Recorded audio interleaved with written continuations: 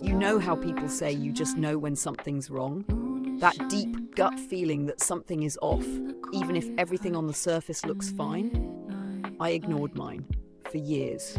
After 25 years of marriage, I thought I knew my husband better than anyone. We had built a life together, 2 kids, a house, the kind of love that felt solid, like a foundation that couldn't be shaken. He still kissed me on the forehead before work.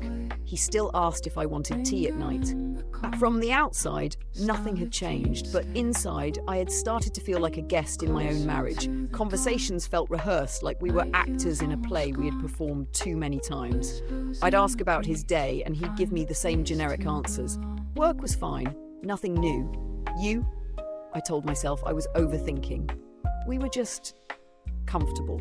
That's what happens after 2 decades, right? Then one night, everything changed. I was folding laundry in our bedroom when his phone lit up on the nightstand. It was late and he was in the shower. I had no reason to suspect anything, but when I glanced over, I saw the message. I miss you. Can't wait to see you again. At first, my brain refused to process it. Maybe it was a friend. Maybe it was a joke. Maybe, but then before I could stop myself, I picked up the phone and scrolled. There it was, evidence, conversations filled with things he had never said to me, pictures, hotel reservations. He had been lying to me. I don't know how long I sat there staring at that screen, my hands shaking, my whole body felt numb. When he came out of the shower, towel wrapped around his waist, he saw my face and immediately knew. He didn't deny it, he just sighed, like he was relieved. That hurt the most, not the betrayal, not the lies, his relief. Like he had been waiting for this moment. I asked him why, and do you know what he said? I don't know. Not I'm sorry, not I made a mistake, just I don't know.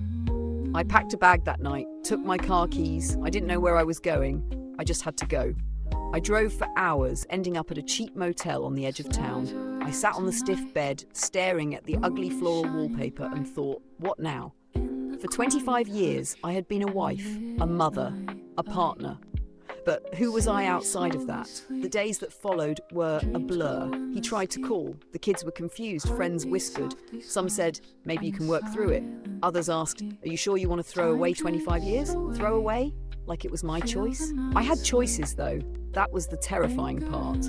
Stay, forgive, try to fix something irreparably broken, or walk away and start over, alone, at 50?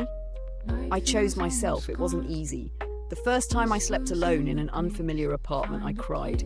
The first time I went grocery shopping and realised I didn't have to buy his favourite snacks, I cried.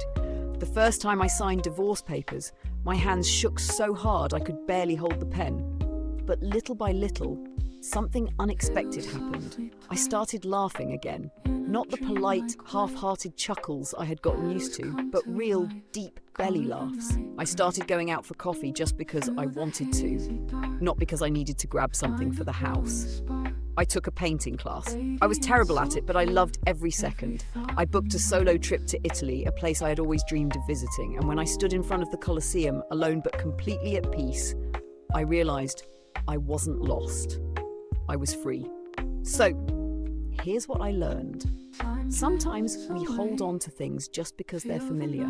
We tell ourselves it's too late to start over, that the past defines us, that our worth is tied to someone else's love.